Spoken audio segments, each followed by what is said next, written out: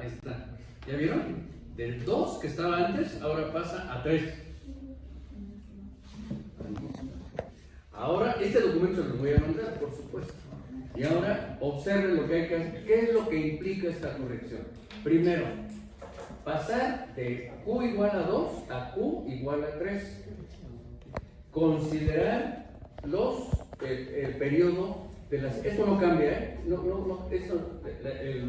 El periodo no cambia. El periodo vale de todas maneras 1.23, 1.22. Eso no se preocupe, no cambia. Pero a la hora de entrar a mis estructuras, a esta expresión, ahí sí observen lo que va a pasar. El valor Q', ¿se acuerdan que antes Q' valía 1.82? Ahora ya va a valer 2.63. Porque acuérdense que antes el factor de comportamiento sísmico era 2 y baja a 1.82. Ahora es 3 y baja a 2.63. Eso está de nuestro lado, porque quiere decir que las fuerzas sísmicas van a ser menores. Ahora, ahí les va. Corrección por irregularidad. No lo hagan. Ya está hecho. Ya lo hicieron ustedes cuando determinaron Q'R. Entonces esto ya sabemos que la estructura es muy irregular. De manera que ese valor de 2.63 se va a multiplicar por 0.7 y va a bajar a 1.84. Esto lo hacen muy rápidamente. Ustedes no tienen mayor problema. Ahora vamos al factor de sobreresistencia. No sé si se acuerdan que ese factor a todos nos resultó de 1.75, ¿se acuerdan? Ya no. Ahora, como nuestro factor de comportamiento sísmico es 3, entonces el nuevo factor de sobreresistencia, en lugar de 1.75 pasa a 2. Finalmente, el nuevo producto Q'R, en lugar de ser como era antes, 2.23, ahora es 3.68. ¿Qué implicaciones tiene el hecho de que ahora cambia 3.68? Ahora lo que va a pasar es que las fuerzas sísmicas, ¿se acuerdan que eran del orden de 20? Van a bajar. Y entonces esto lo vamos a resolver de la siguiente manera. Se van a ir a la hoja de cálculo.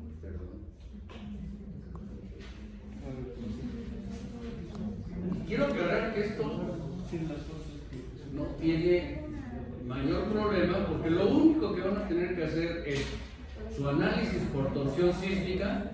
Ahí les va. Ese era su análisis por torsión sísmica.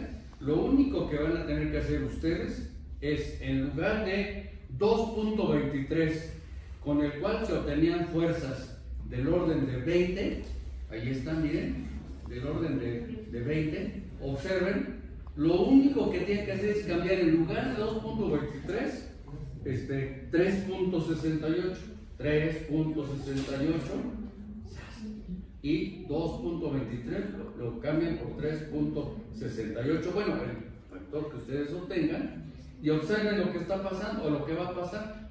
En la hoja 6, las fuerzas sísmicas, en lugar de 20, ahora bajan a 13.88. ¿Se dan cuenta?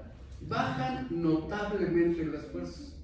¿Por qué? Pues porque estamos permitiendo que la estructura se deforme más y automáticamente hay mayor disipación de la energía sísmica.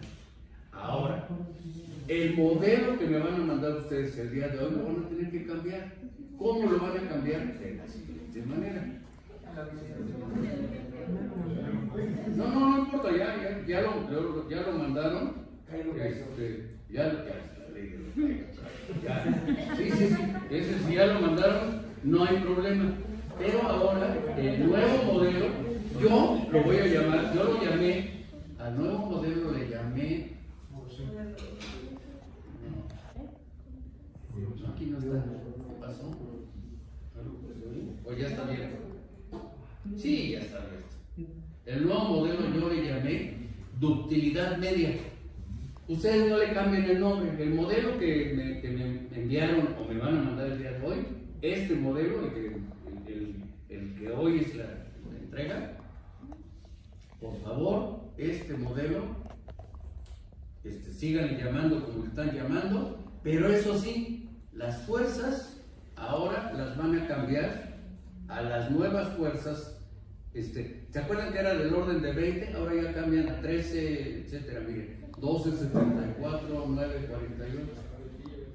¿De acuerdo? Y ahora sí, ya con estas fuerzas reducidas obtienen los nuevos desplazamientos de la estructura y ahora sí van a hacer lo que se llama la revisión del comportamiento sísmico de la estructura con ductilidad media. Déjenme ir aquí y observen lo que pasa. Inicio. Y entonces ahora observen lo que pasa. En esta revisión van a hacer la revisión, primero la revisión de deflexiones. Esas sí no se salvan de ella, pero esa realmente lo que son las flechas por cargas verticales, esas ni caso tendría revisarlas, porque esas pasan porque pasan. Son muy poquitas las cargas gravitacionales en relación a las fuerzas sísmicas. Bueno, pero ahora vamos a ver cómo es la revisión de desplazamientos laterales. Y observen, dice así, esta revisión se desarrolla considerando que durante un sismo extraordinario la estructura incursiona en el comportamiento inelástico. Y entonces ahora observen, ahora la estructura ya no es de ductilidad baja, ahora ya es de ductilidad media. Me sigo de frente y vamos a hacer la revisión del estado de límite de seguridad contra el colapso. Eso lo hicimos el lunes, pero decían no pasa, no pasa, no pasa. Y en cambio ahora, ya con las cargas reducidas y con el factor Q'R aumentado, observen lo que pasa. Ya se volvió, pasa, hay un entrepiso que dice no pasa, y luego dice abajo pasa y pasa.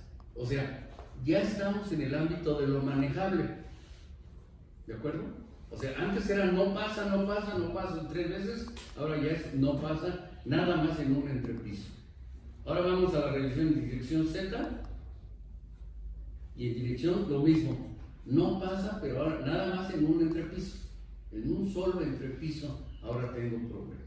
Bueno, voy a dejar aquí, como dicen los cocineros, voy a dejar la masa reposando y ahora me voy a la revisión por limitación de daños ante sismos frecuentes. ¿Qué es esta revisión por limitación de daños ante sismos frecuentes? Lo que hace el reglamento es, considera que los desplazamientos que va a tener la estructura durante un sismo catastrófico son K subíndice S menores a los desplazamientos que son K subíndice S mayores, que los desplazamientos ante los sismos frecuentes. ¿Qué es un sismo frecuente? Así, una regla así muy somera, muy sencilla, es, hagan de cuenta que los sismos que se consideran como frecuentes son los sismos que activan la alarma sísmica. Así, cada rato hay de esos, ¿no? Sismos de magnitud 5 y fracción, no sé cuáles sean los sismos que se consideren para disparar la alarma sísmica, pero son más o menos de ese orden, del 5 y fracción. Bueno. Entonces, lo que vamos a hacer es multiplicar las distorsiones que se usaron para allá arriba para el análisis para seguridad contra colapso, las vamos a multiplicar por un factor KS. Este factor KS toma en cuenta fundamentalmente el periodo del terreno en relación al periodo de la estructura. Esto aquí les describo cómo hacerlo y me da un valor .19. ¿Qué significa? ¿Qué me está diciendo eso? Así también otra regla, que significa que los desplazamientos que sufriría la estructura ante un sismo común, ante un sismo frecuente, serían más o menos la quinta parte de los desplazamientos que sufriría la estructura ante un sismo catastrófico. ¿Qué significa eso? Que es un hecho de que la estructura se va a mover, pero más o menos 5 veces menos que ante un sismo como el de 2017 o el de 1985. Bueno, ya tengo esa revisión. Y por otro lado yo tengo esto. Yo tengo que mi estructura, como parte de lo que yo lo estoy caracterizando, mi estructura, va a llevar separación entre los muros y la propia estructura. Esa separación, que usualmente se manejan 2 centímetros de separación, esta separación hace que cuando se mueva la estructura, los muros no la afecten en cuanto a rigidez. Algo muy curioso de esto es que aquí en la escuela, en la ESIA, en el edificio de aulas, hay ese tipo de separación, está previsto. Y entonces en las escaleras, no sé si han visto que en los cubos de escalera hay un muro rojo, bueno, un muro que da hacia el norte, no sé si lo han visto, hay un montón de muros, pues, hay sí 4 muros. Esos muros, ahorita que salga, fíjense, y tienen una moldura alrededor, una moldura gris, color gris. Esa moldura tapa la abertura que hay en los... creo que todavía está, debe estar, algún lugar donde se cayó esa moldura, creo que es en el edificio 11.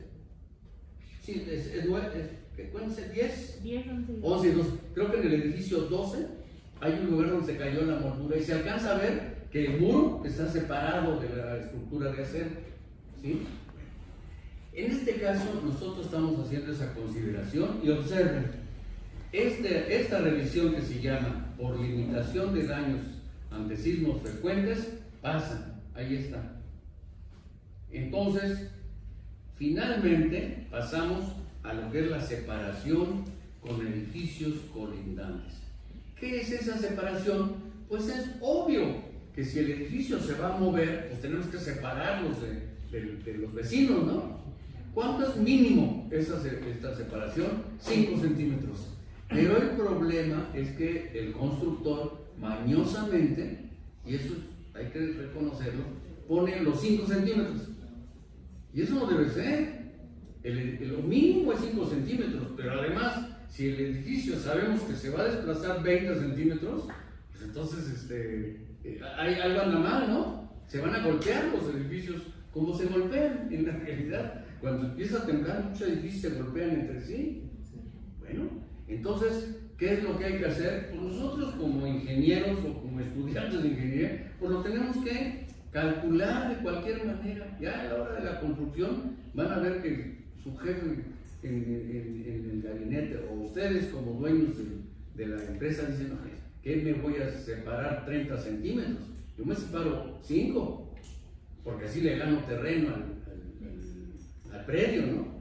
Bueno, entonces lo que dice el reglamento al respecto dice así, dice, toda edificación deberá separarse de sus linderos con los predios vecinos una distancia no menor de 5 centímetros, ni menor que el desplazamiento lateral calculado para el nivel del que se trate. Obviamente tomamos el de arriba, ese es el que se desplaza más, determinado con el análisis estructural para la revisión de seguridad contra colapso. En nuestro caso, vean a lo que llegamos nosotros entonces.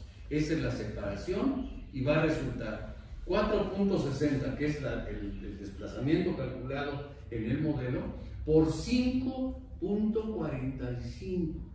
Y eso me da 25 centímetros no más de desplazamiento. Además, el reglamento toma en consideración lo siguiente. Fíjense, otra de las cosas que dice uno, no manches, además se tiene que tomar en cuenta que cuando empieza a temblar, el terreno donde está el edificio, el suelo pues, se deforma también. Eso se tiene que tomar en cuenta. Pero como para nosotros está relatoso hacer eso, dice así.